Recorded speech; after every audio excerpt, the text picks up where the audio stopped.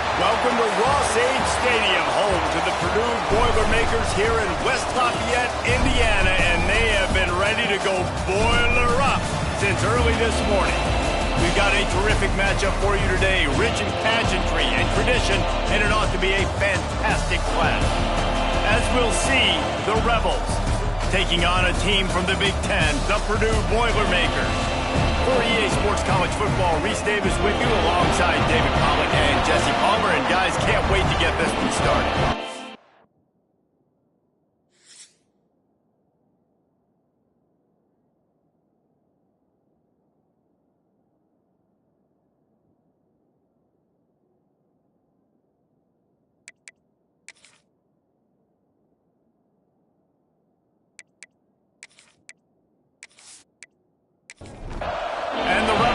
Get this season underway as toe meets leather.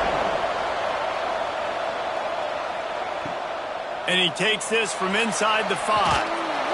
Nice job executing all of the assignments as they put a stop to that return at the 22. So Purdue's offense will get the first swing of the game. Let's take a quick second to call out some of the impact players their coaches mentioned in meetings this week. Anything you guys heard that really resonated with you? Yeah, I love when coaches talk about guys that bring it every single day. Like, nowhere to go and the ball is loose. Sometimes the ball just bounces your way and the offense very lucky to keep possession on that one. Well, ball security doesn't just apply to running backs and receivers. QB's got to keep 2 hands on the ball as well. And they're very lucky after that fumble that the offense jumped on.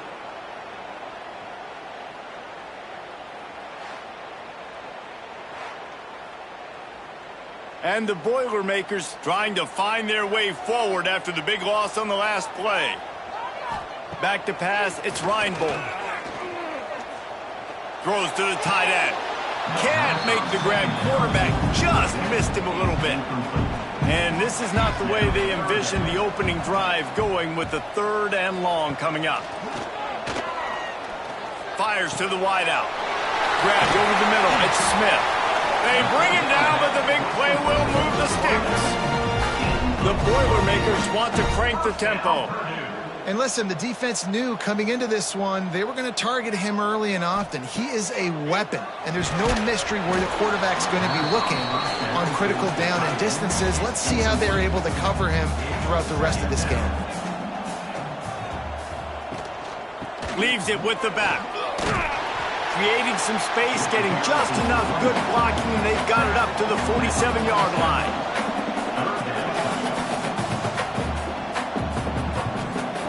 From the gun, wants to pass. He's going to throw deep right side. And they can't hook up on the big play, and that brings up a 4th down. The Boilermakers will call on their punt team. The punter going to get his first work of the afternoon. Make sure that there's not going to be a return on this one. Ball's out of bounds, and I think try to get something started with their first possession. And this running game, Jesse, which has been suspect, is going to run into a stone wall in that linebacking core. I think the big question then is, how's this offense going to have any balance in this game? They need to find creative ways to run the football. We've seen this linebacker shut down much better running backs than what they have on offense. So, David, they're going to have to find ways to still get their backs touches, but try to keep them away from this guy because he is a heat-seeking missile. he is, and he's sideline to sideline. He's good in the pass. He's good in the run. Like, he really is hard to get away from. Maybe read himself. You know, get the ball out quick. Try to avoid him as much as possible because he has wrecked many a games.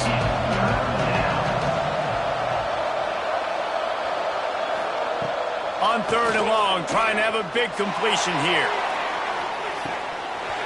Oh, right through his hand. They came out attacking, wanted to impose their will, and they missed a big chance on that one. They kick it away on 4th down. He was able to get that ball up to the 48-yard line before he stopped on the return. The Purdue offense heads back out to the field.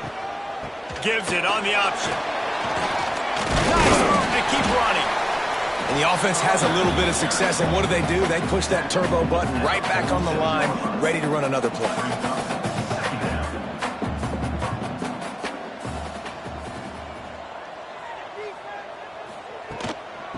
give to the tailback.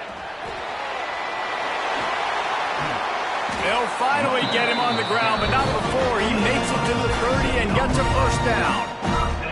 The defense has got to be more physical up front. Don't let them have those running lanes, those holes to break off a nice run, get a first down. And here's the thing, you better reload quick because they're right back on the line to call another play. Past the first down marker and still running. And he's brought down after a nice gain. The Boilermakers will hustle to the line. They're looking to pass from the red zone. Out of the backfield, he's open. They'll spot the ball at the 12 after that completion. Second down coming up on this red zone opportunity.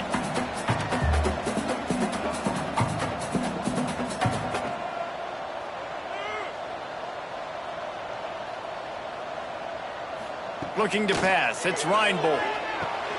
He's got him still on his feet. Stop at the 3, but it'll be enough to give them a first and goal. The offense threatening, close to the end zone now with a new set of downs. Touchdown, Boilermaker!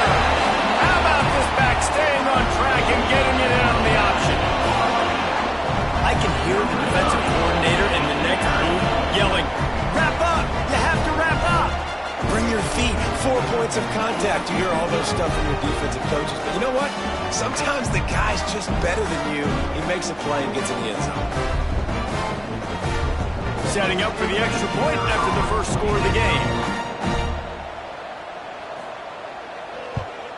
And the PAT makes it 7-0.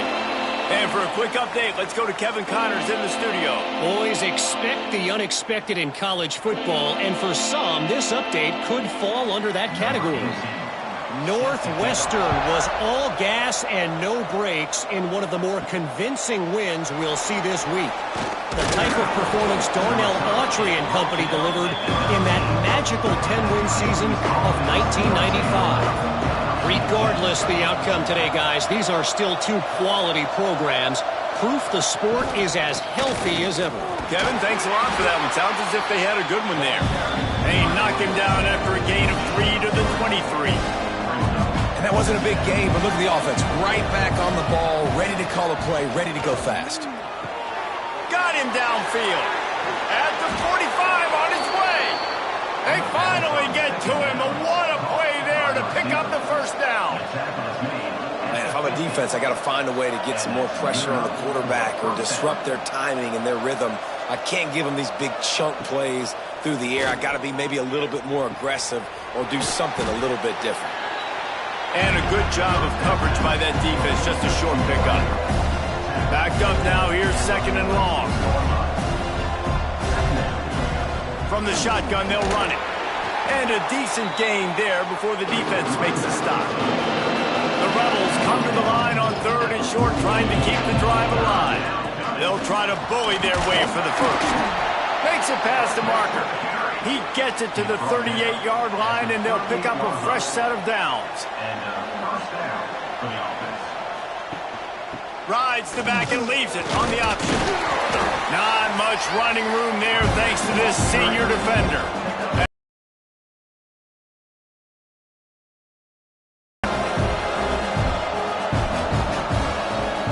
They'll ride the running back and leave it with him. And they'll get him down, but boy, did he put some dudes in the spin cycle. My goodness. I like the adjustments from this offense from first possession to second. Like first possession, you could tell maybe a little bit nervous. Intercepted deep in his own end. And he's wrapped up after a solid return on the pick.